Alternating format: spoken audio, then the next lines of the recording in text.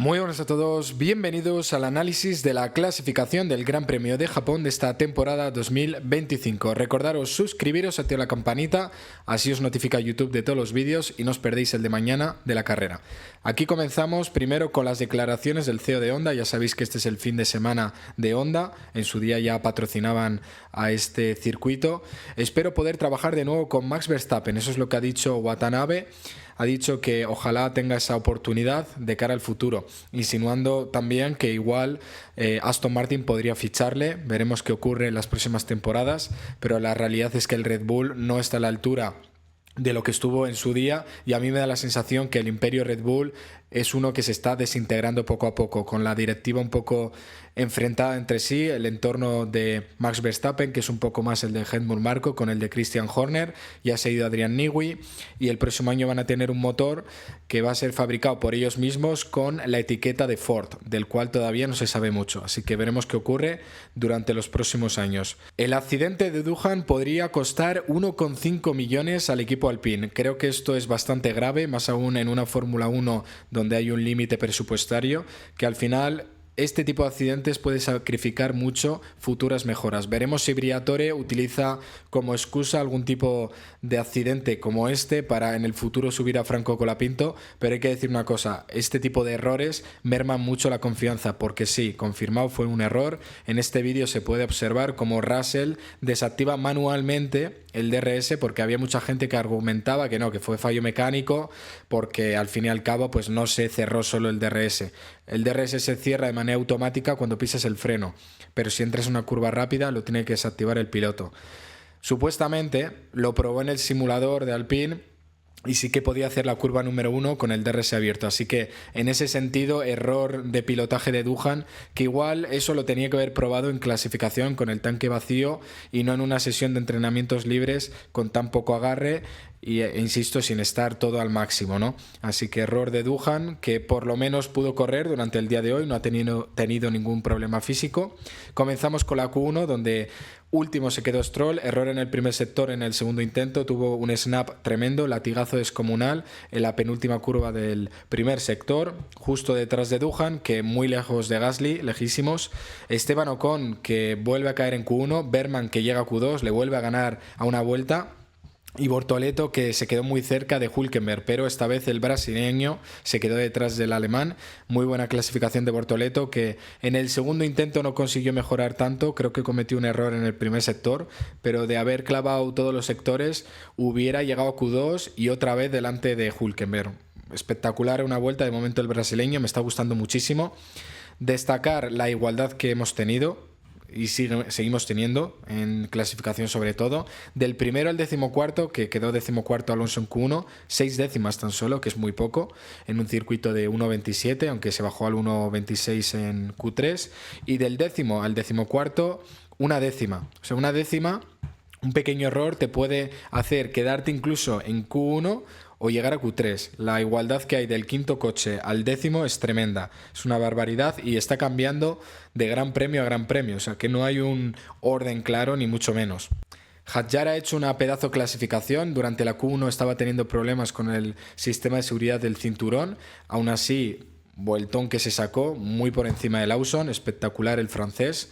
Tuvimos otra bandera roja por el mismo motivo que en los libres 2 y libres 3, fuego en el exterior de la pista, en la hierba. Se tuvo que poner la bandera roja a falta de 7 minutos para el término de Q2 y ya justo en ese final salieron todos los pilotos con neumático nuevo, mucha evolución de la pista del principio al final.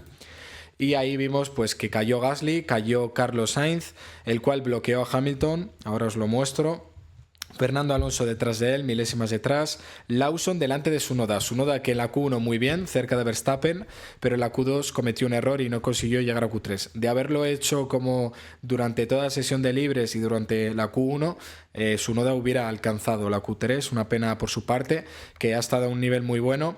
Mejor que Lawson, obviamente, las dos carreras anteriores, pero al final detrás de Lawson. Lo comentábamos durante esta semana, ¿quién quedará adelante? Lawson, Tsunoda. De momento Lawson, aunque yo creo que ya mañana Tsunoda debería ganarle. Fernando Alonso no hizo la vuelta perfecta, muy buen primer sector del Aston Martin, como os comenté ayer, pero en el tercero os invito a revisar las cámaras on-board y comparar, por ejemplo, la de Gasly con la de Fernando. En el segundo sector Alonso perdió 2 décimas.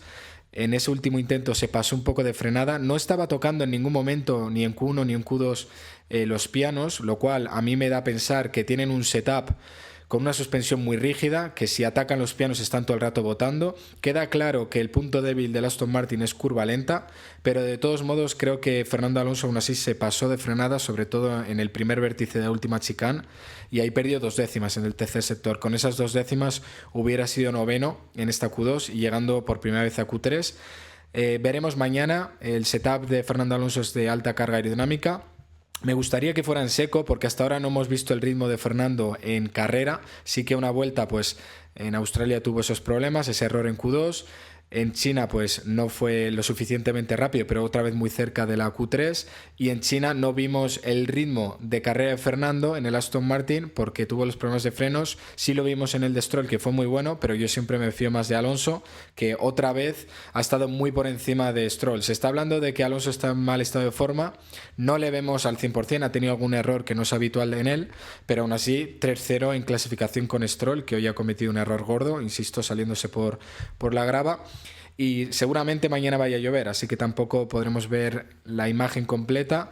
Hay que recordar que en China los Racing Bulls clasificaron en la zona alta, entre comillas esa zona media, llegando a Q3, y luego al día siguiente ni puntuaron, ¿no? Así que hay 2 ritmos, el de clasificación y el de carrera. El de carrera no lo sabemos del todo, el de clasificación está sumamente igualado, que una décima te da 4 posiciones tranquilamente. Así que una pena, yo un poco decepcionado con que Fernando no haya llegado a Q3.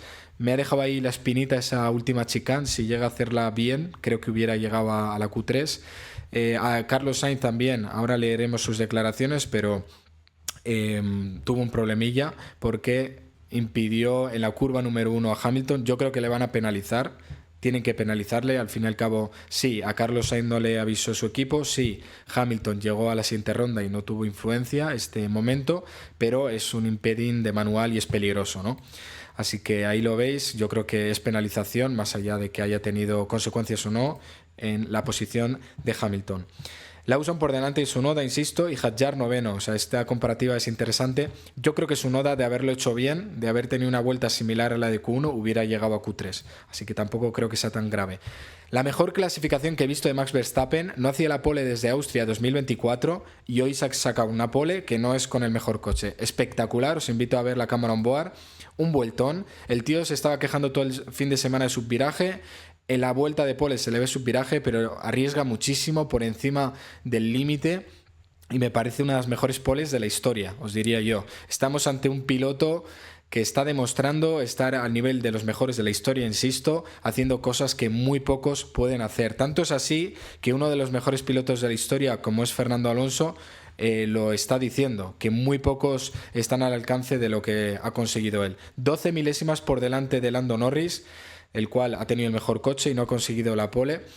Su compañero de equipo a 44 milésimas de Verstappen. Hay que recalcar que Max Verstappen no hizo récord en ningún sector, pero sí que hizo los 3 sectores lo mejor que podía. Los récords se los repartieron tanto Norris como Piastri. Piastri este año mucho mejor que el año pasado, mucho más cerca de Norris, pero todavía le falta esa constancia durante todas las sesiones de entrenamientos y durante toda la sesión de clasificación, de estar siempre ahí al pie del cañón, porque hasta este momento Piastri estaba muy lejos, así que buena recuperación. Cuarto Leclerc a 3 décimas, milésimas delante de Russell, que se perfilaba como ese mejor del resto, es decir, como el piloto delante de Verstappen y Leclerc. Al final no, se desinfló un poco, pero hasta entonces estaba ahí. Antonelli se ha recuperado muy bien, que más o menos ha estado todo el fin de semana unos 7 décimos, al final a 2 de Russell, me parece un exitazo. Delante de Hadjar, insisto, pedazo clasificación que se ha hecho. El Racing Bulls corre, está claro, pero con los problemas de cinturón y luego, bueno, unos vueltones tanto en Q1 Q2, a 5 décimas y milésimas de Antonelli me parece un exitazo. Hamilton, que tuvo un problema en el segundo sector, un latigazo importante, le ha hecho perder 3 décimas con Leclerc, que no está tan mal, 3 décimas, siendo su tercer gran premio, pero en sesiones anteriores estaba más cerca, incluso alguna vez por delante, así que un fracaso de Hamilton, quedar octavo, teniendo en cuenta que se le han colado los Mercedes. por supuesto su compañero y luego Hadjar, ¿no? Lo que más destaca es que Hadjar esté delante. Noveno Albon, muy cerca de ganar al inglés, a milésimas. Muy bien Albon, metiéndole un palizón a Carlos Sainz. Carlos Sainz, que ahora leeremos sus declaraciones, pero se le ha visto mejor este fin de semana, por suerte. Y Berman metiéndole un palizón en una vuelta a Esteban Ocon. Muy bien Berman, la verdad. Veremos si mañana puntúa, porque en clasificación va muy bien Berman y en carrera da la sensación que el Haas funciona. Verstappen lo celebró pues muy alegre, lógicamente, hacía mucho que no hacía una pole y ha sido una locura de vuelta. O sea, me parece una barbaridad lo que está haciendo este tío.